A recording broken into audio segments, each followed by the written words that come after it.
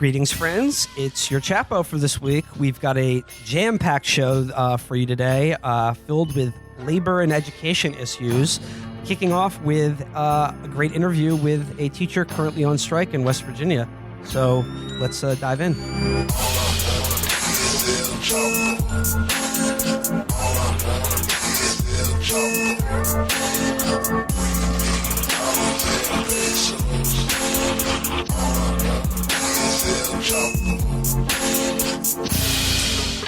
Okay, so joining us this week, we have a very special guest. It's Michael Mochaidean, who is a teacher in West Virginia, who's calling in from there right now to tell us a little bit about the amazing strike that's been going on over the past week in West Virginia. So, Michael, just to get started, just in very, very generally, like the background here, why did this strike happen? What was his initial cause, and what were your, as the teachers, what was your initial ask here? Well, the long and short of it is this anger has been brewing for quite some time. The natural gas industry, the coal industry, has continually asked for lower and lower taxes, and our Republican-led legislature and for the longest time Democratic legislature has been more than willing to give them those lower taxes. So we've seen the effects of neoliberal capitalism in this state, the result of lower taxes, meaning fewer funds for public services. So we knew that this was coming. Probably the biggest spark to it all was this little thing in our healthcare program called Go 365. So if your listeners haven't heard what Go 365 is, I'll try to briefly summarize. Basically, it gamifies your health. So you have to check in with your smartphone or Apple Watch or something to show that you're doing some type of exercising. And so you would have to get 3,000 points one year, 5,000 the next year, so on and so forth. So for teachers who already work about 12 to 15 hours a day between lesson plans, grading, monitoring kids, second jobs, you name it, somewhere in between there, we kind of had to find time to go to the gym. And that was kind of the breaking point for a lot of teachers who felt like this was just too damn much. Wow, that sounds super fun. Yep. That sounds like solutioneering. I feel like such an asshole. I said, oh, you know, those Fitbits, they're going to make you do that. I didn't know they were actually already making people do this. Yeah, it's a tech Holy fuck. dystopia. So, Mike, I mean, I had no idea about this, and I'm dumbfounded by it. It's like, as a contingent for your health care for public school teachers in West Virginia is lashing you to a Fitbit and making sure you do a certain amount of steps a day. Yep, that's essentially what they wanted us to do. They installed. Okay, I'm done with this interview. They installed the wheel We're of going pain. to West Virginia. We're bringing guns. They installed the wheel of pain from Conan in all of the teachers' lounges. Platinum health plan is that you have to join CrossFit.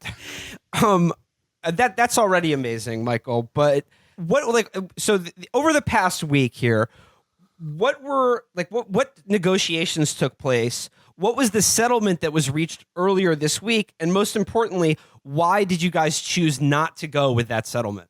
Well, we had all met with our legislators, and they pretty much told us at the beginning of the legislative session that they had plans to push through basically everything different Republican-led legislatures across the state and country, have already been doing.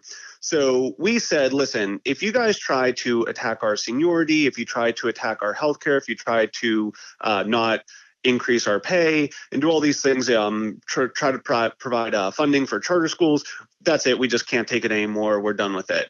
And so I actually was working with a close friend of mine now in Charleston by the name of Jay O'Neill. And in the beginning of the last summer, we started talking about trying to gather up some friends and other fellow teachers who are equally upset by the fact that our union establishment really hadn't done anything to stop this. So we gathered together. We created this secret Facebook group. Jay took the lead on it. I tried to agitate in whatever way I could. And yeah, it started with a few dozen teachers, and then it sparked to about 20,000 public employees. And by that time, it just became too large. So the proposal that they tried to pass through earlier this week was essentially saying, look, we'll give you guys 5%, 3% for some other public employees. We won't touch your insurance plan for the next 16 months, and we'll appoint a task force to try to find revenue. But lo and behold, the Republican-led state Senate decided they keep wanting to stall on these bills. And as we speak, they still have yet to pass the pay raise bill that passed in the House by 98-1. Yeah, I was actually reading about this. There's a lot of really good coverage about this all over the place. There's good stuff in Jacobin by Eric Blanc, but there's also one that's really excellent in Jacobin by Megan Day that's literally called "It Was About the Insurance Fix." And I'm just reading briefly here. She says, according to the strikers, the 5% raise offered won't reverse the damage that rising healthcare costs have done to West Virginia public employees' ability to make ends meet. Explaining why she chose to remain on strike, one teacher said, the number one thing we needed was a permanent fix to PEIA. It wasn't about the money at all. It was about the insurance fix. That to me is so fascinating that people are completely aware at this point that these little tiny boosts in wages are just such a, a bait and switch. Such a like, yeah, well, we'll give you a little more in your pocket. And all the while they're making you less secure by just completely undermining what was essentially, I think, the strongest selling point of a job with a public school system is that you had this security and you had these benefits because you were doing something that everyone recognized was a completely necessary public good. And one of the only things that you could still call like a decommodified right in this country, an actual free public education. Yeah, absolutely. And the biggest problem that we as a state face is we have some of the highest healthcare costs in the nation. The amount of, if you look at the statistics, the obesity rate in the state is one of the highest. The amount of individuals who have black lung correlated to working in the mines is, one of the highest in the country as well. The amount of adults who get the required amount of vegetables and fruits every day is incredibly low in this state. So our insurance costs in this state are already high, as is. And because we lack the necessary tax revenue to continue to fund these services, and there's a monopolized healthcare market in this state, there's simply no way for the Republican legislature to feel like they had any way to continue funding this. So they just kept pushing it onto the employees. Oh, Michael. So like this strike is going on right now. This is probably one of the biggest. Would you fair to say one of the biggest labor actions that's taken place in this country in the last few decades? Yeah. It's getting scant coverage in the mainstream press. Amber mentioned some places that are covering it, but this is all taking place in the context of a looming Supreme Court decision in the Janus case that will, for all intents and purposes, gut public sector unions nationwide. However, what's interesting about this strike is that West Virginia is a state that is already post-Janus. Could you talk a little bit about that and what it's like how the other public sector workers are responding to this? Yeah, what's funny to me when I've done interviews or read articles about this, that we're living in this soon to be post-Janus world where public sector unions are essentially going to be gutted after the Supreme Court decision. To be honest, most of the people on the ground really haven't relayed that in their discourse. They haven't talked about the effects of Janus. They really haven't seen union bosses as being necessary in the negotiations. They're figureheads and they're people necessary for the functionings of these larger associations in the state, to be sure. But most of this started as a grassroots effort. It started with people who rallied around a common cause and found effective ways to negotiate this information digitally, try to send it as quickly as possible and to rally the troops, so to speak. And so right now in West Virginia, we're living in a right-to-work state.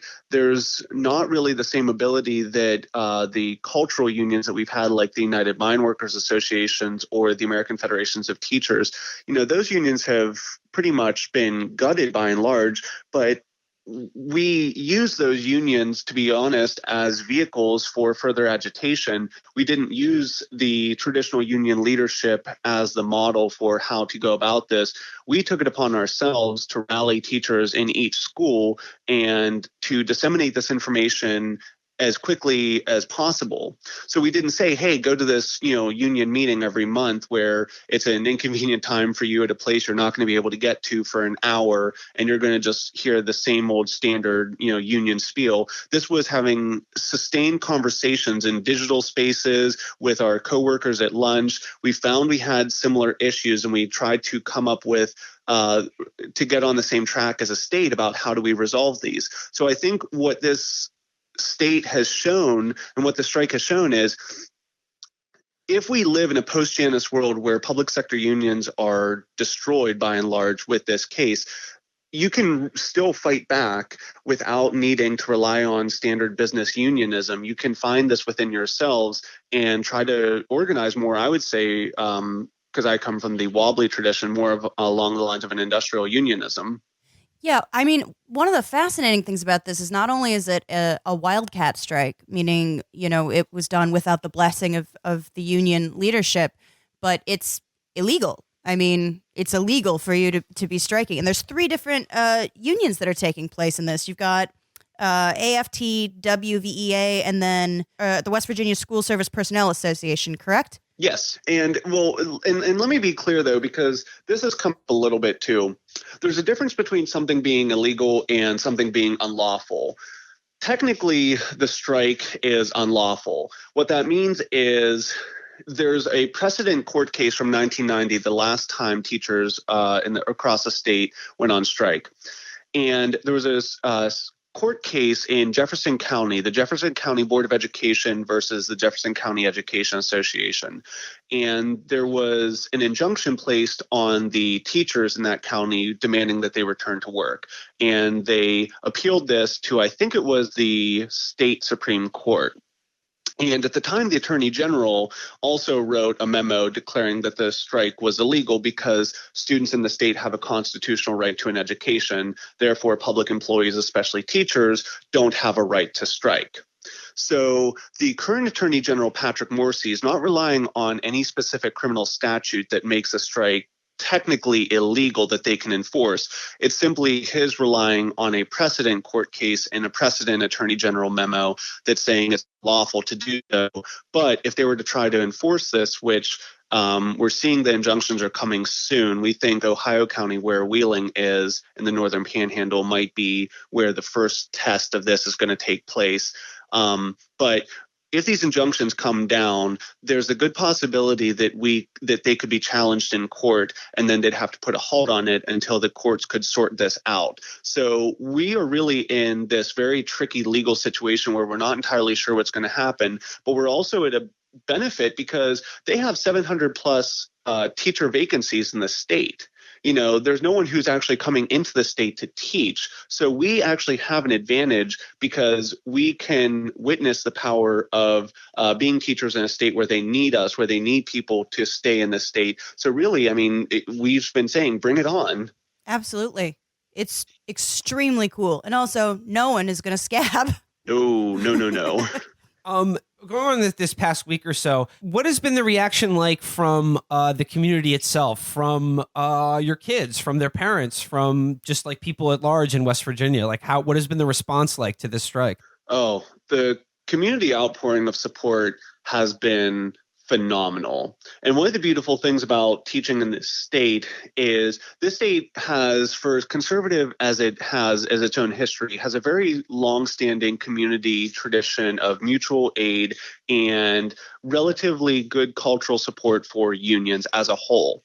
So when we knew that a walkout was most likely going to occur a few weeks ago, what happened was a lot of local nonprofits, churches, and schools began organizing food drives to prepare for a long haul. So, for example, I'll tell you guys that I manage one of our county's Facebook pages, and as soon as we found out that there was going to be a walkout for 2 days, we didn't know it would last this long, but we started preparing a food drive, and we just got message after message after message from parents, from community leaders, asking to donate, and we took it to a central location, bagged it all up, and sent it on to the county, who was more than happy to help. So what we've seen is the teachers who are asked to participate in this walkout have been told you have to do something every day if you can. Okay, don't treat this like a day off. So if you can make it to the picket lines, make it to the picket lines. If you can, to show that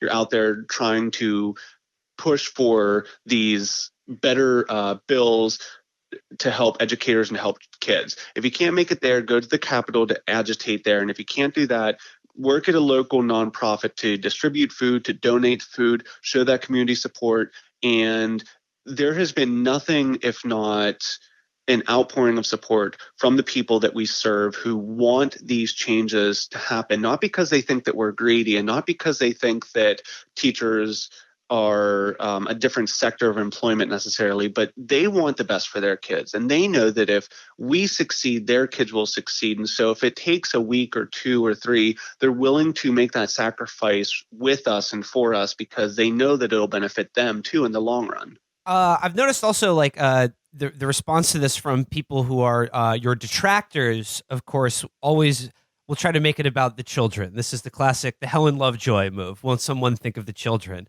How are the kids doing? I mean, I would imagine they're enjoying themselves, not having to go to school.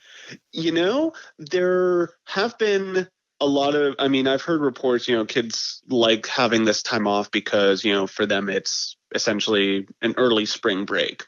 But we've seen a lot of students organizing their own food drives in their area.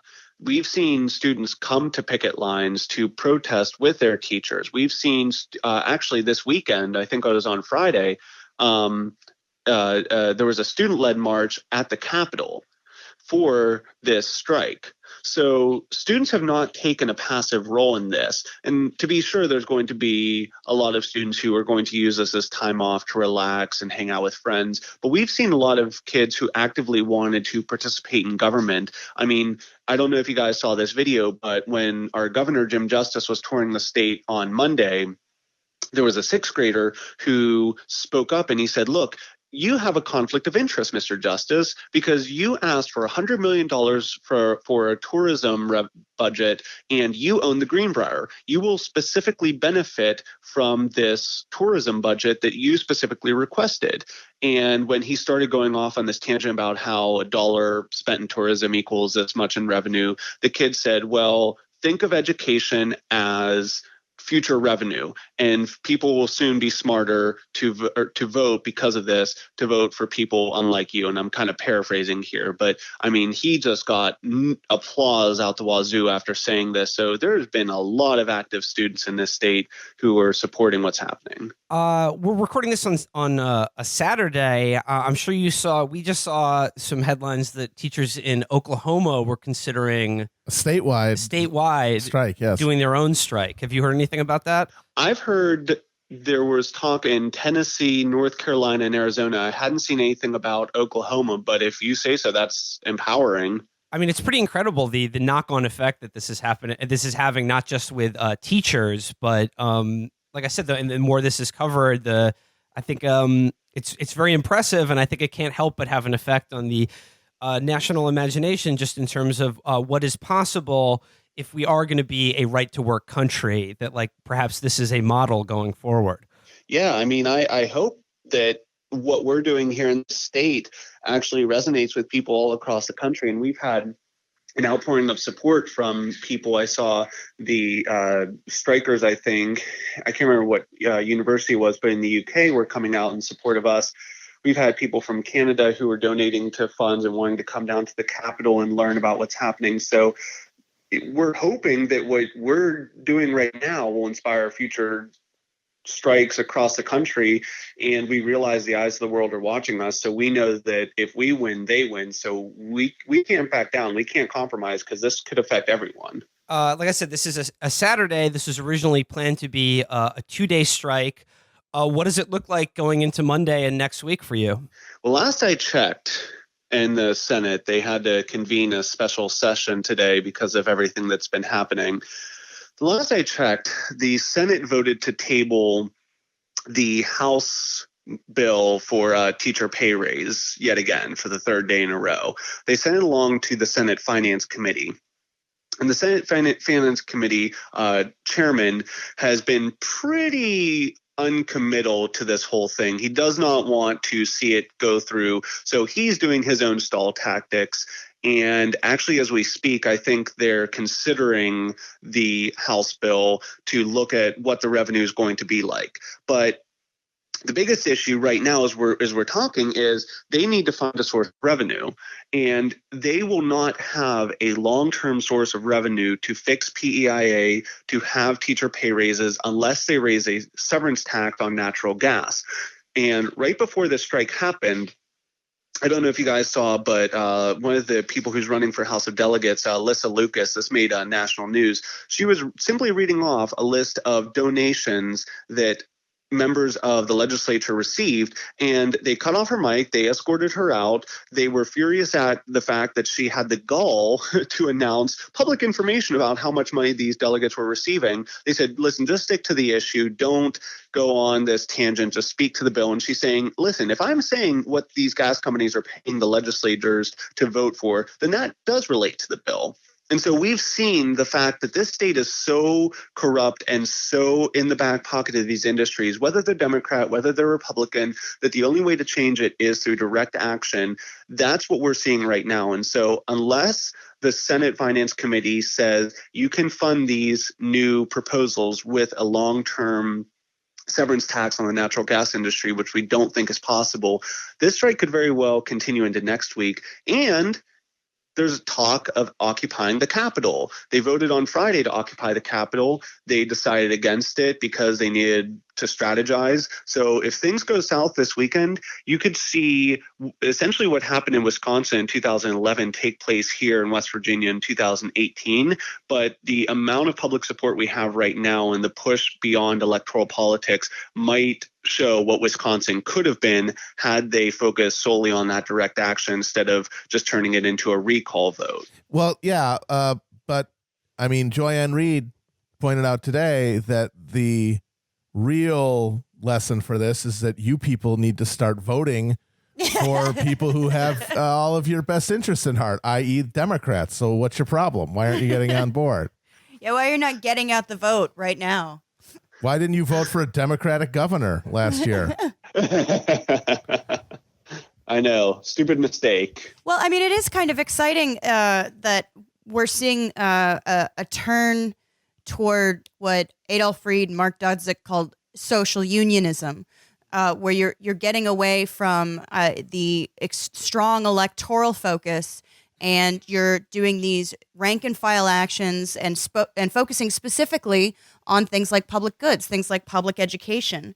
And it is really shocking to me. I looked it up, and I guess despite being 48th in salaries nationally, West Virginia teachers have a 98% high school graduation rate. That's insane that they're that successful under those conditions. Yeah, I actually didn't know it was that high.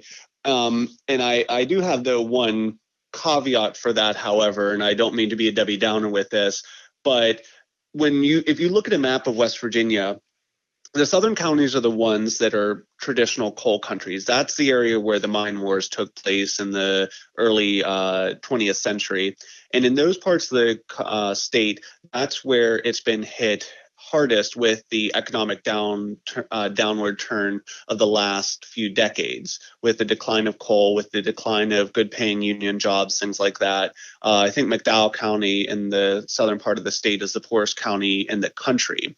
And in that county in particular, they have, I think, something like 60% of their high school graduates who go on to post-secondary education, college, trade schools, things like that. They have to take remedial classes because they haven't been prepared as well. So one of the things the legislature is trying to do is to lower the graduation requirements to make it easier to graduate. So what they're essentially doing is trying to widen the door, make the numbers look like people are doing a lot better than they actually are. And that's no fault really of the teachers themselves, because we work with the conditions that we have, and we know how the local economic situations mirror what the graduation requirements could be or should be, and what the students are capable of. So we realize we have to take a holistic approach, but at the same time, they're simply not trying to help those communities become self-sustaining. So we're unfortunately seeing this increase in people who do graduate from high school who unfortunately just they're simply not prepared for the world after graduation. Their schools want good numbers, and so they'll do what they can to pass them through. Mm-hmm. Michael, just to wrap things up here, again, going into Monday, what in your mind would be a satisfactory conclusion to this? What would victory look like for you in this strike? I would say Workers' Republic, but that's probably far reaching. If I'm being honest, the thing that would probably make us most happy is a natural gas severance tax that can at least show some type of revenue for the public employees insurance plan and the 5% pay.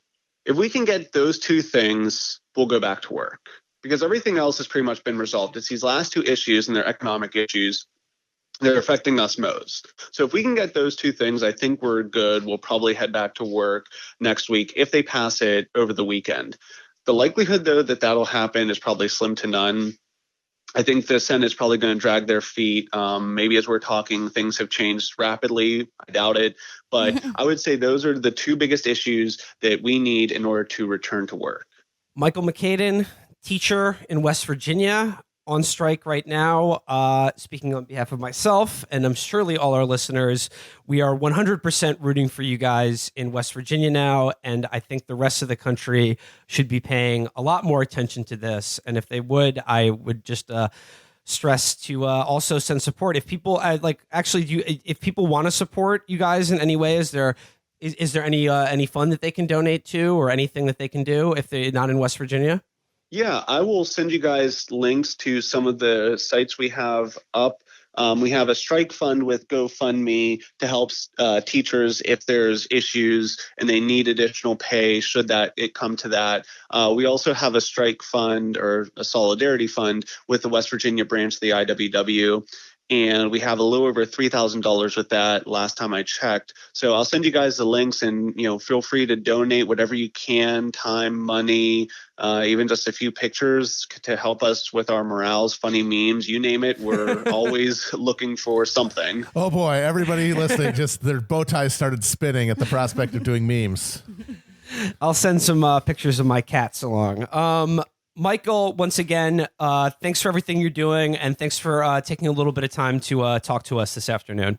Absolutely. Solidarity from West Virginia. Thank you. Solidarity. I wanted to begin by talking a little bit about the interview we just did with again, nothing but support for those teachers in West Virginia. It rules, and it's so rare we get to talk about actual politics on this show instead of just dunking on media people. Well, I mean, the media people have been mostly ignoring. I mean, it hasn't been getting really the full bore coverage. Yeah. I mean, we will definitely dunk on them. I'm just saying, how often do we get to be like, oh, something really exciting and eventful is happening? Yeah, absolutely.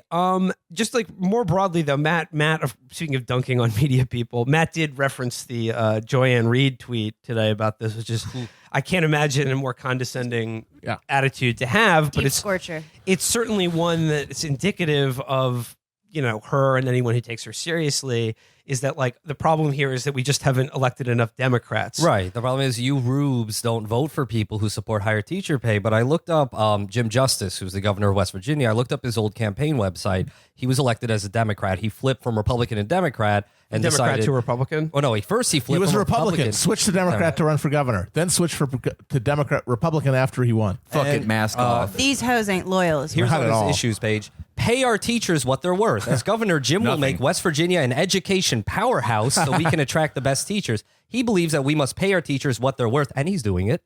And that education is the key to repairing the image of our state and attracting new jobs here. Both the West Virginia Education Association and the AFT have endorsed Jim Justice for governor. And 7 months into his term, he flipped to Republican. Wah, wah. And also, only about 20% of the teachers union went for Trump. So even so you increase that margin by you make it so that it's 90% of the teachers went for Trump or Hillary. Still Trump wins that state handily. Fun fact, Jim Justice is West Virginia's only billionaire. And he should be the governor. Richest man in the state. The Monty Burns style. He also allegedly Yes. owes like literally millions to the state in back taxes. That's it. so That's how you why do doesn't it. He personally just He's smart. Folks, he's very smart. And the Democrats were the vehicle to let the richest man And become beyond governor. that, this just shows how presentist these people have the fucking memory of beagles. Until 2000, West Virginia was probably the most reliably Democratic Yes. state in the Union. Yes. It elected, it almost always voted for the Democrat in the presidential race, and they didn't elect a Republican senator until the 21st century. That is how Democratic it was. And it was under those Democrats that West Virginia slid into the post-industrial shithell it's in now. What the fuck experience with Democrats would tell a person in West Virginia that they're the vehicle for their aspirations?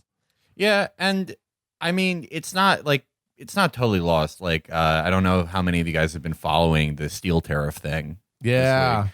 And it's kind of funny because Trump is pissing everybody off by trying to unilaterally raise steel tariffs to bolster America's steel industry, which it is impossible to get those jobs. You're just not going to get those back. You know, half the world's steel production is in China now. The moment that Asia caught up industrially, there was no chance for us to have the same market share. But it's like, I mean, I actually don't think that's true. Why? I think that we can do manufacturing in the U.S. I think it's entirely possible. I don't think we'll capture back enough of the market shares to bring those jobs back. With steel first of all, manufacturing. we already do have manufacturing in the U.S.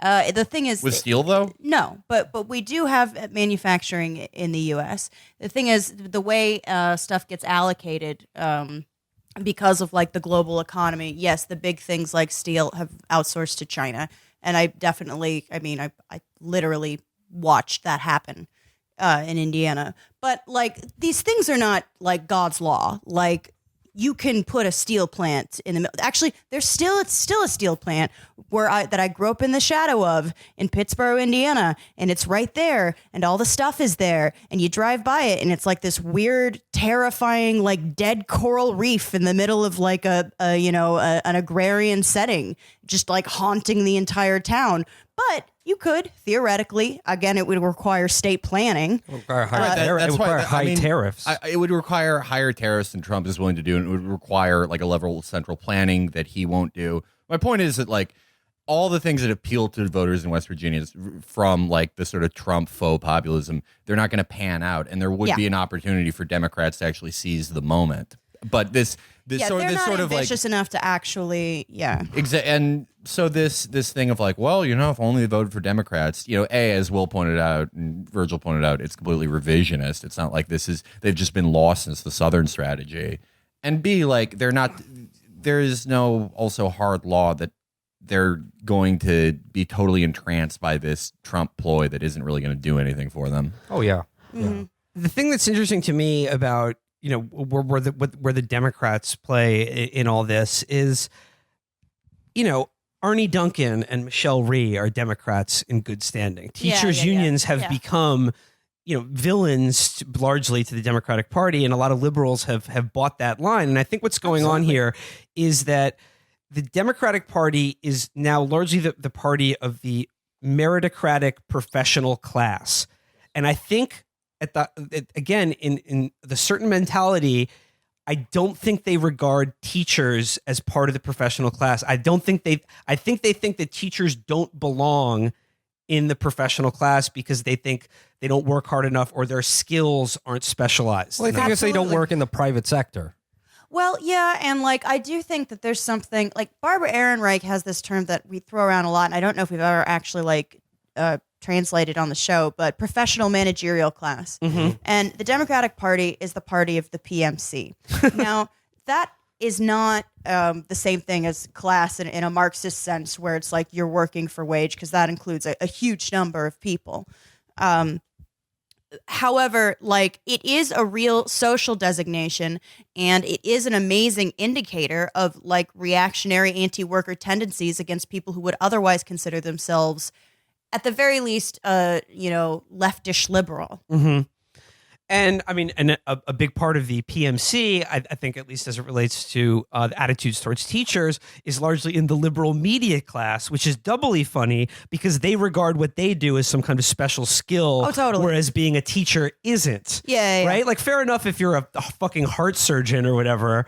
Yeah, okay, you've got a pretty special set of skills there. It took a long time to get. But come on, being a teacher is way more of a special skill than writing for a fucking newspaper. Yeah. I mean, you know how? Because I'm not doing it because I'm too lazy. Yeah. But no, I think a lot of it, the hostility, especially to teachers and teachers unions, comes from a kind of policing the boundaries of a sort of class association as it regards to sort of elite liberals who don't regard teachers as really in their club. Absolutely. And it's weird. It's, again, back to Barbara Ehrenreich. There's this...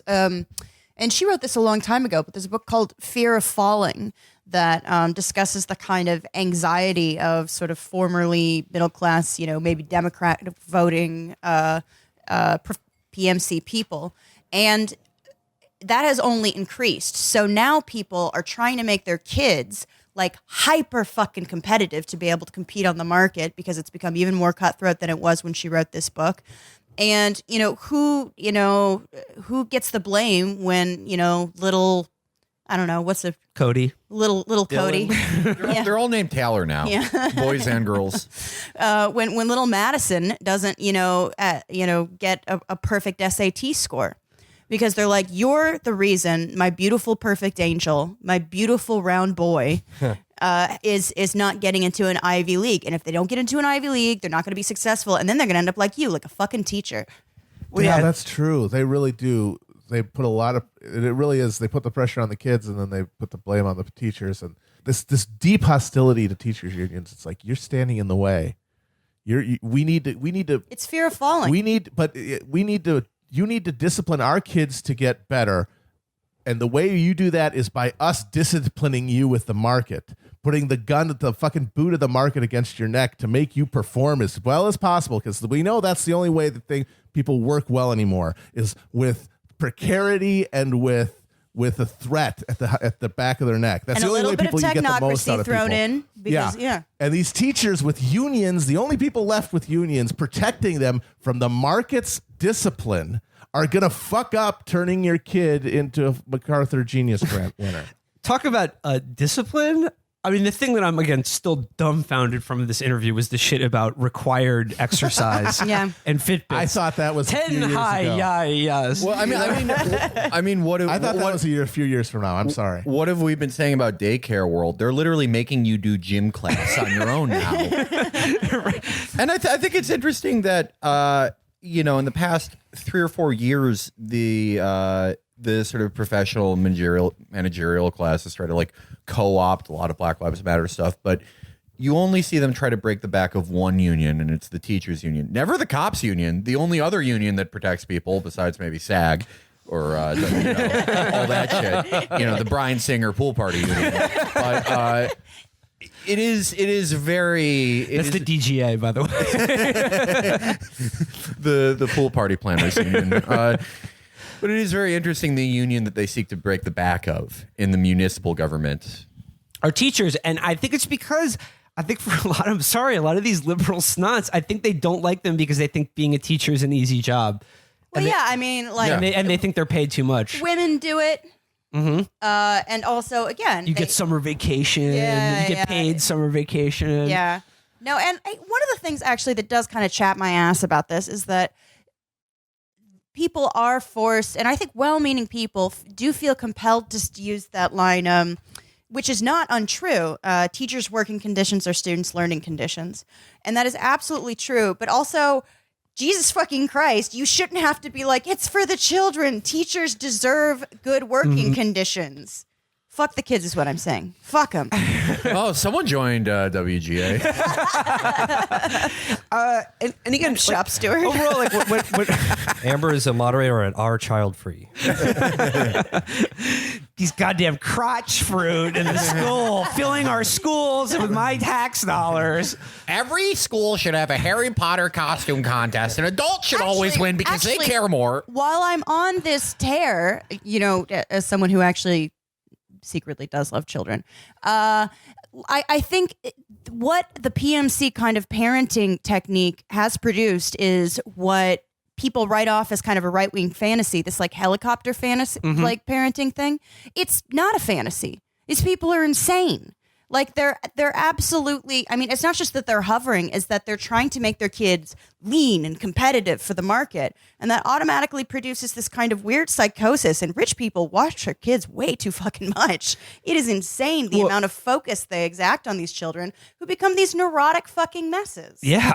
It's not exactly a way to build self-confidence and independence in a kid is to like pretend that literally homework in third grade fucking matters at all. Like, come on. It's just that goes on your permanent literally record. Those smiley faces and frowny faces are on your permanent record. There was a math test to get into a more advanced math class when I was like, I think in like 5th grade. And they were like, listen, this isn't a big deal. You should know these problems, but if you don't get these right, you're not going to get in the advanced math class, which means that in high school you won't get into AP, which means colleges are less likely to. Yes. And it's like, we're 10. Do you guys remember bowling now for I work at a Columbine? podcast. Fuck you. Do you guys remember bowling for Columbine? Yeah, it's exact same thing. Yeah, Exact same thing. They interviewed the one of the South Park men. I don't know. Matt or Trey. Yeah, Matt or Trey. Cartman. They interviewed Cartman. And one of the things he did bring up, because he was from the area, one of the things he did bring up was that, you know, you have such an insane amount of anxiety. And this is a relatively recent thing, too. You have such an insane amount of anxiety put on you as, you know, whatever, a upwardly mobile, you know, middle-class kid to maintain your class status that you're like, well, if you don't get into AP math, then you're not going to get into AP classes in high school. And then you're not going to get into a good college. And then you're not going to, then you're going to live in a dumpster. Then you're going to be a teacher. You know, which you know is an undignified thing, and you should definitely not become a teacher because it's a sinkhole, and you should become the people that are crushing them. It's absolutely, it betrays a kind of like we've completely given up on the idea of childhood right now. Yeah. I can't wait till the way that I helicopter parent my kids with my path, and I'm like, look, if you don't like fuck around posting on the internet starting at age 10 and develop like just sort of figure out like the best way to develop your ironic voice, don't go to school for like a year and a half or 2, then just start posting all the time because you don't do anything anymore and only go to the gym, and then move to a city with no plan and start a podcast, you're not going to maintain our class status. You're just not going to do it. You have to write for Deadspin. But Amber, like to your point about childhood, I mean, I know it was the episode we just did before this, but it really reminds me of what Patton said about the anecdote about about bicycles and about how in the 70s when it was actually Kids just rode random bikes. Yeah, it was like when it was actually much more dangerous comparatively, statistically in this country, kids had a great deal more freedom. And now that we've actually, America is largely safer to a greater degree, but statistically, it's probably as safe as it's ever been almost to be alive in America. Kids just they're not running around, they're not outside because everybody is worried about, you know, the child predators or whatever. They have to constantly be optimizing their potential. or they have to be like, you know, if they're not in school, they have to be practicing something. They have to be like, you know, honing another skill or something, so that like that, you know, 12 years later they'll look good to college it's admissions. Changed the curriculum of school itself, and of course it's you know, it started out, I think, with these highly competitive kind of middle class schools, and then they discovered that like, oh, it doesn't work to just grind kids into dust. But where it remains is these underfunded, you know, poor schools where they're like, oh, well, they get 15 minutes to eat. There's no recess. Like half of the shit that people in New York are fighting to get for their kids is literally just recess, because there's a point of diminishing returns with little children brains where they cannot pay attention very long. This back to what I said, like, you know, Arnie Duncan is a Democrat in good standing. He was Obama's Secretary of Education, which pushed very hard for, you know, school privatization, charter schools. Yeah. You know, he was extremely anti teachers unions and anti public schools in general. Again, I mean, this is not an original point. Many other people have made it, but Obama's kids went to Sidwell Friends. And if you look at the model of learning and this classroom environment in upper class schools like that, it's very affirming and like loose, and, you know, there's free time and there's arts and things like that. And I think, again, it's a matter of kind of like class warfare. I think they think that the kids of lower class need to be disciplined more.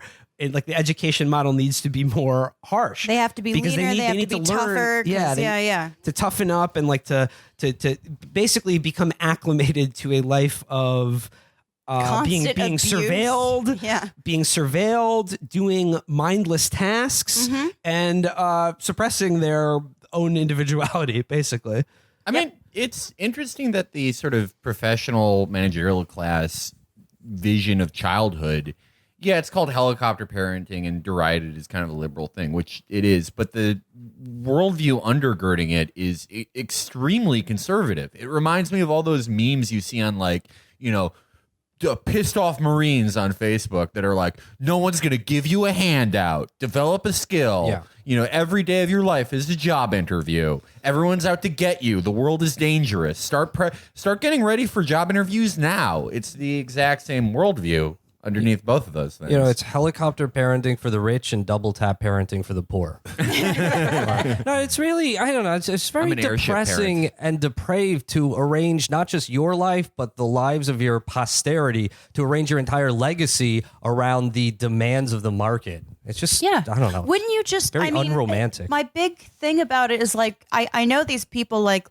love their children on some technical level, but they're highly valued assets. Yeah, exactly. They're members of the team. Don't you want better for your children? Don't you want them to like have a childhood and maybe find something to do with their lives that they find at least moderately fulfilling? It's fucking nasty out there. It also makes your kids into neurotics. Could you imagine how fucked up Amy Schwa's kids are by now? Oh, the Tiger Mom? Tiger Mom. Oh, well, they interviewed them, actually. Oh, really? And one of them is a hyperachiever, and one of them's a fail daughter. Hell yeah. Yeah. And she seems frankly cool. But they're both like, she was really tough on us, but also she kind of overstated the degree to which because, she was selling books. And then later, she followed up with a weird race science book, which we should do a reading of. Now that I got y'all here, check out my race science post. Damn, this blowed up. Just check this out. Now, talking about haplogroups. She has a brand new book. That's right. That is about how American politics is tribal, and both sides need to get over their tribal affiliation in order to make America You're literally tribal. You said that Jews and Mormons. Asians should have babies so that they could have like big brains and compete on the market. It is true that she literally wrote a book that said, here are the different distinct racial tribes and the way that they raise their children, making some more successful than others.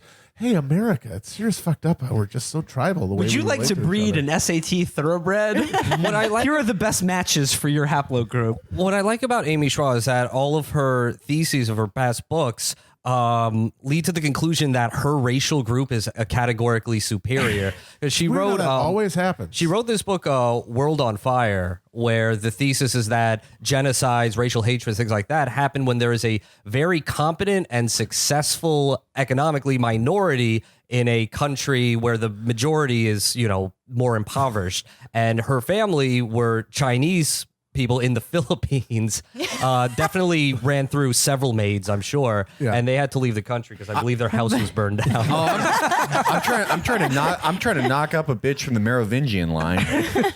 Also, her husband's Jewish and she's Chinese. Chinese. Wow, that's some genes right and those there. two are two of the top ones in the scoreboard too. Wow, amazing how what that are works the out. odds? I wonder how many of the purchases of Tiger Mom were from like furry baby fetishists who thought it was about something totally different. Yeah, that's the good thing about being an Asian race scientist, or no, being a white race scientist, is you could say, it's not just me saying I'm best. I think Asians are better than me. But if you're Asian, it's like there's nobody you can even like self-effacingly point to. It's like, no, we're the best. Matt's right, though. Amy does have a new book out now that's all about how American politics have just gotten so bitterly divided. Wow. And she was Amazing interviewed by Isaac Chointner in Slate this week. And he was like, well, like, what do you mean? Like, it's like, she's like, well, on the right, of course, it's terrible, all the racism and white nationalism, and on the left, things are bad too, and just never elaborates what the corollary is. And of course, it's invariably like campus SJW bullshit, God. like, which I'm sorry, like the effects of I think are greatly exaggerated. It means nothing. Yeah, these guys It's a get a hooting symptom. and hollering about every time 5 fucking Bard students write a paper about It's a cultural symptom. appropriation I do think it is in worth yoga class. It is 100% worth looking at the way that universities train up the future ruling class and send them out into the world.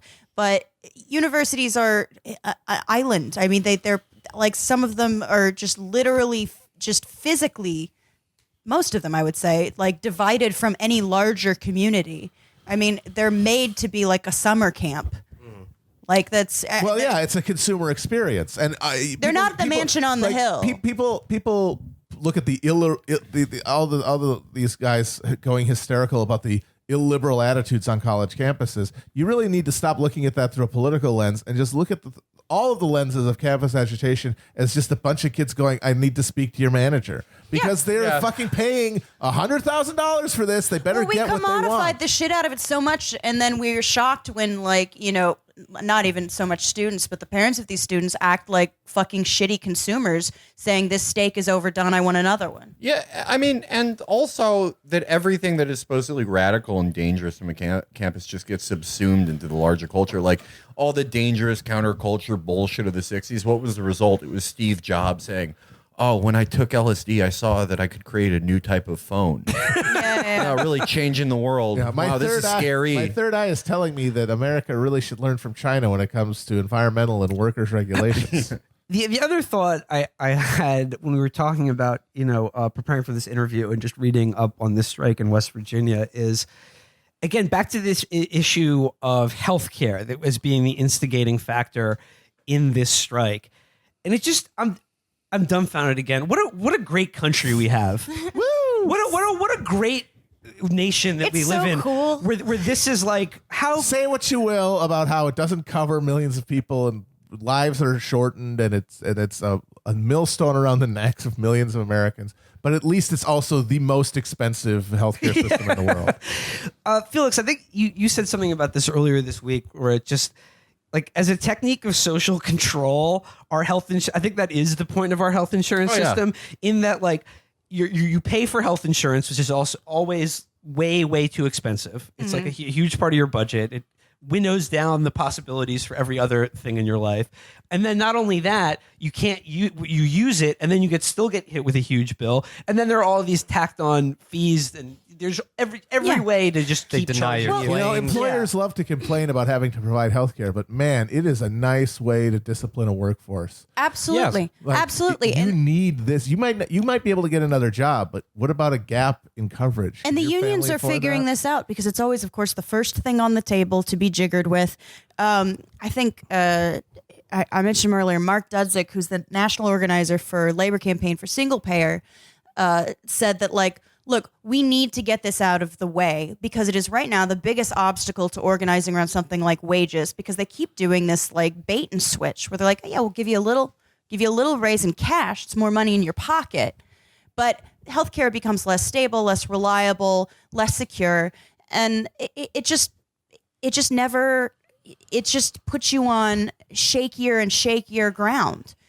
Employer provided insurance is the new company script. You can't do anything. You can't even quit, you know? However, Chris, take out when I said script instead of script. No, we're leaving. Everyone, no. You can edit it. See how the sausage gets made. What do we pay you for except for to take the T sound out? I'm giving you healthcare so I can take it away if you don't do this. but Felix, the other point you made, though, that I think is important is, like, yeah, this is a great way to just discipline a population and just beat them down into a state of where they disengage from politics because they accurately decide that it really doesn't matter, or the realm of political possibilities offered will have nil effect on their life. However, I think what this strike is showing, and as we said, as we're moving into being a right to work country, maybe you can only push people maybe you can only fuck with people so far. Yeah, and that's what. And I mean, when Trump won, everyone saw the writing on the wall with Gorsuch because he's such a,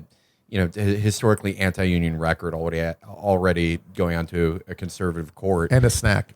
and fucking sexy. That's how he wins all those votes. He just flexes. He was People are found like, guilty "God of being a total hoe. Yeah. Well, but Neil deep birth cavity Gorsuch. But like all those great strikes in the 30s, that was when it was illegal to do it. And it's easy for us to say, but you know. currently also, I would say like a huge part of the Corbin uprising, it has been due to the biggest union called Unite and their strategy, and they are absolutely on their backs. I mean, in some ways, as a direct result of the Labor Party's disengagement from the trade unionist movement. But it's not like there was a huge surge in labor power that actually even pushed through this campaign. And it's not, I mean, the Labor Party has historically done whatever it wants, sometimes with no input or little to no input from the trade unionist movement. But this didn't happen in a vacuum. A union was a major factor in, Corbyn becoming leader of the Labor Party. And frankly, they're not doing extremely well. They just realized they were in a position of power, as workers are always in some position of power. And they got their shit together, and it's been like incredible. Like the things that you can do, even when the labor movement is in so-called decline, it requires a lot of creativity, and I don't want to like overstate like how easy it could be, but I don't want people to take away from Janice that like it's done, it's over. Like the future is still in labor. It's just not going to look like what you thought it was going to look like. I mean, you mentioned that obviously we should have these formal legal protections, but like we've had them, and they're not a panacea. They're not the answer. I mean, there are no technical solutions to political problems, and you can't do some sort of like legalistic workaround to actual rank and file trade unionism. It just doesn't work. All right, guys. Speaking of not knowing what the future would look like, sometimes you don't know what the past would look like. We'll go. Nice. I did want to share one bit of behind the scenes. I've been sitting on this one. Little Felix story here. When we were waiting to do the patent interview, Felix walks in, and the first thing he says right off the bat is, "Real bad news, guys. It looks like Tay-K is going to be executed."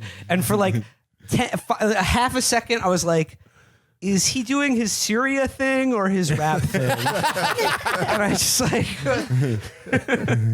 I'm surprised you haven't been following the Tay-K story. It was the rap thing. Yes. Yeah. Tay-K did the hit song The Race. Fuck a beat. I'd rather beat a case, but I didn't beat that case. I bitch, I did The Race. Mm-hmm. And he killed 3 people for like $100. And then he was on the lam, and he did a rap video in front of his own wanted poster. And now they're like, they caught him, and it's like, oh yeah, this is probably going to execute him, unfortunately. But teachers do better. YBN Namir took his wave. YBN Namir is a great rapper, folks. Don't we love YBN Namir? Yep. I think that we could. That's great. We could get your two interests together by getting all the imprisoned rappers together, Dirty Dozen style, and sending them to Syria. Just fix everything. Folks, I can't be the only one that thinks if we got all the rappers together, they could beat all the factions in the Syrian civil war. Little nugget there. Okay, so to round things out this week, I have a firecracker reading series that came across the transom. It's from February 11th, 2015, which I think is interesting because it makes for an interesting time capsule. However, the Cato Institute chose to bump it again this week. Love those boys. That's how I came across it. And it was done under the headline, "What is the greatest libertarian accomplishment of all time? Bitcoin? Abolishing slavery." I was going to say That's Bitcoin. right. So this is by David Boaz of the Cato Institute. David Dadaz. Moaz. David Moab. David Moab, yeah. His column is called "Black History is American History," and he's going to attempt to.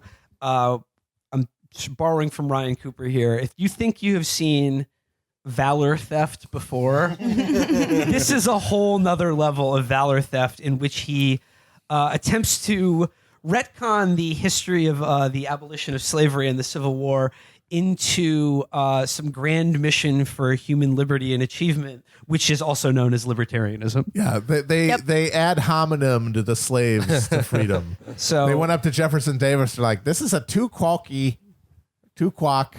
Mister Too damn quack." I don't know how it's pronounced. It's Latin. Tu quoque. Too quoque. Quoque. Yeah, whatever. Tu quavo. So here we go. David Boaz. Some people think libertarians care only about taxes and regulations. We also like weed, dude. But I was asked not long ago, what's the most important libertarian accomplishment in history? Lowering age of consent laws. Somalia. I said the abolition of slavery. The greatest libertarian crusade in history was the effort to abolish chattel slavery, culminating in the 19th century abolitionist movement and the heroic Underground Railroad. It's no accident They that charged them to get on that Underground Railroad. they privatized the Yes, it Underground was Railroad. a private rail network. Yeah, the Underground Railroad got together when they were all found arguing in the comment section of an abolitionist newspaper about Cannon in Uncle Tom's cabin. It's no accident that abolitionism emerged out of the ferment of the Industrial Revolution and the American Revolution. So essentially what he's going to do here is claim that the classical liberals of the 19th century, who were most in favor of free markets, were also abolitionists. Henceforth, abolishing slavery was a libertarian goal, which to me is sort of similar to people like people who say shit like Jesus Christ, yeah, he was a socialist. You know, if you read the Bible, That's a good one. Yeah. That's a good one when you get people with that. Like, I really don't think it makes much sense to read sort of graft onto like modern political movements and beliefs onto people in history, even going back more than like 20 or 30 years. They call it reading incoherent. resistance. Yeah, it becomes completely yeah. incoherent. This is like the Freud quote where he said, "There is little difference between the philosopher and the schizophrenic. Both believe there to be a conspiracy in the text." Zoroaster was a Reagan Democrat. Hammurabi was a mother bitching Hillary voter. He had a code. George Washington did smoke weed, though, for real. Check out his diaries, folks. He cultivated that hemp. Yep. He held them between the teeth that he got from slaves. Wait, so April 3rd, 1782. I'm in a general store. I see a man buy a moldy old banana. What procedure did you get? wait, so is Game Master Anthony a schizophrenic or a philosopher? Both. Hard By the way, to tell. happy birthday, Game Master Anthony. Oh yeah, happy. He's 41 now, is he? 43, I believe. Oh yeah, okay. Getting up there. Did he finally have the birthday party he's been wishing for, though? I don't know. That's I hope what, that's so. He probably did. that's what Trump meant when he said we're going to win again. You know what he did, though? He did it in VR chat. Ooh. Yeah. Folks, all the great characters, Knuckles, Tails, even Dark Sonic, okay? Look, they're all going to be there for Anthony's birthday party. Do we love Anthony?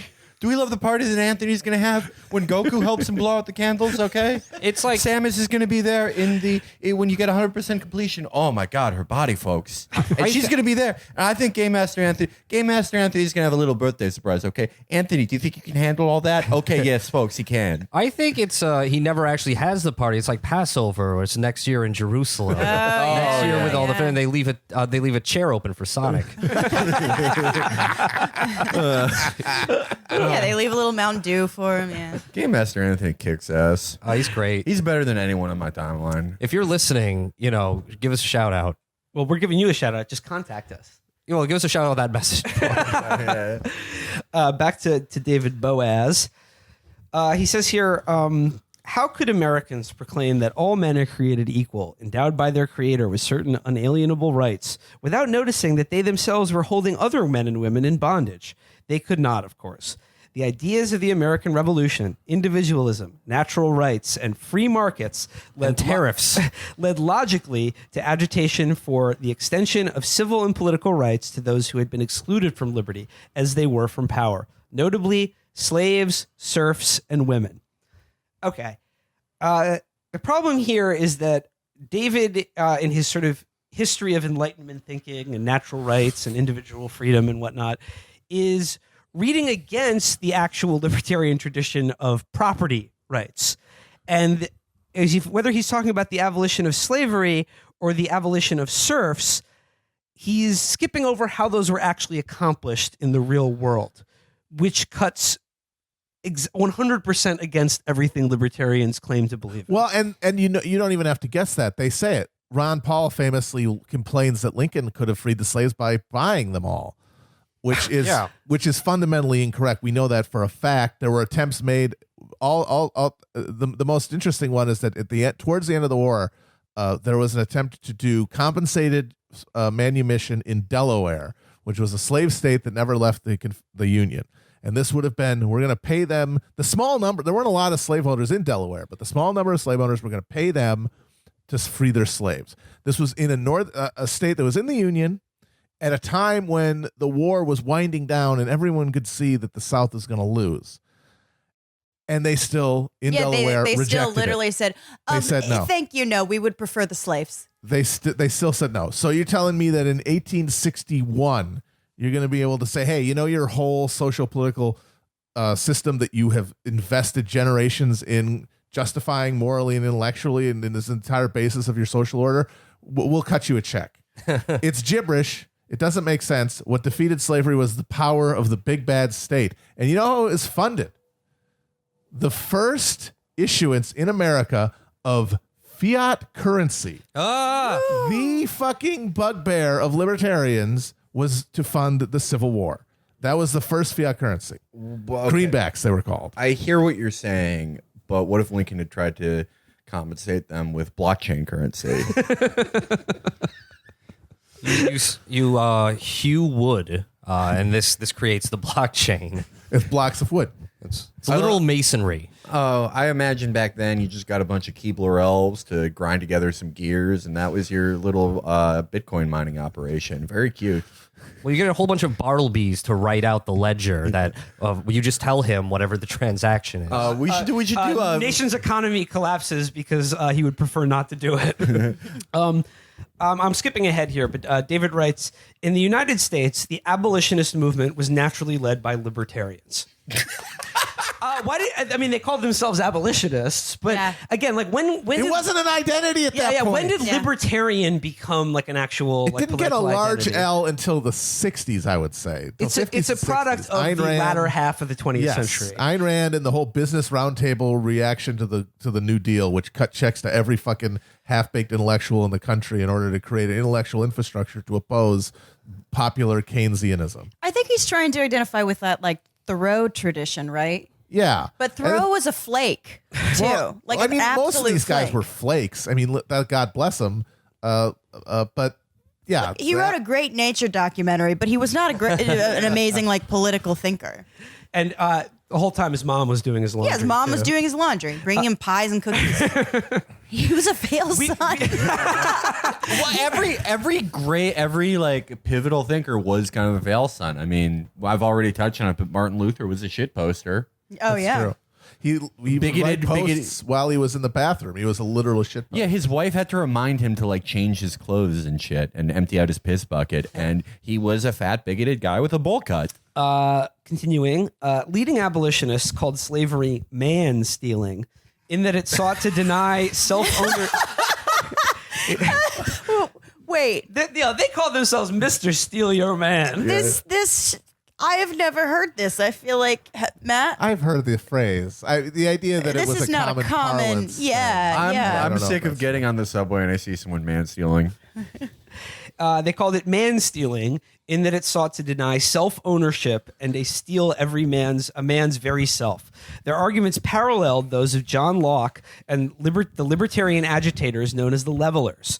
William Lloyd Garrison wrote that his goal was not just the abolition of slavery, but the emancipation of our whole race from the dominion of man, from the thraldom of self, from the government of brute force. I'm still getting my head around him calling the Levelers libertarians. Who are the Levelers? They were a group of Speedrunners.